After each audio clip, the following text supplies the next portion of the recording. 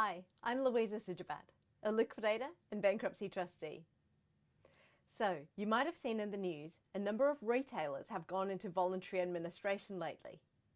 So what is voluntary administration? Is it different from liquidation? And if your company's in trouble, which one do you need? So a liquidation is typically a close down of the business.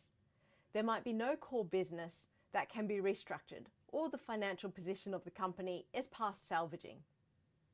With a voluntary administration, typically there is some sort of core business, and the voluntary administration process gives the company, together with the voluntary administrator, a chance to have a look at what's happening in the company, to see if it can be restructured or salvaged, or anything else that allows the company to continue trading their business into the future on the other side of the voluntary administration.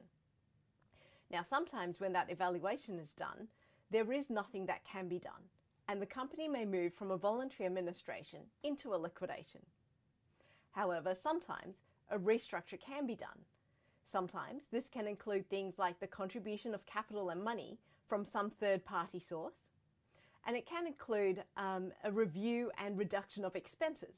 For example, there might be some premises, or especially with retail stores, operating or trading locations that are not profitable, that can be closed through the voluntary administration process, so that the company is just left with the profitable operating stores. So, how do you work out what your company needs? The main thing to consider is there a viable business that could potentially be restructured? And is there potentially funding to do so, or access to sources of funding? Or is it worth looking for external sources of funding, such as any capital contributions or equity contributions or new lending through the process? Now, if you look at your company and there's really nothing there that can be saved in any viable way, or for whatever reasons a close down is best, then it's generally a liquidation that will be best for that company. If it's worth looking, especially if the company is of some decent size and has a good, strong trading history, if not for, say, recent events or something else that has put it into a difficult financial position, then it could be worth looking at a voluntary administration to see what can be done to save the core business of the company.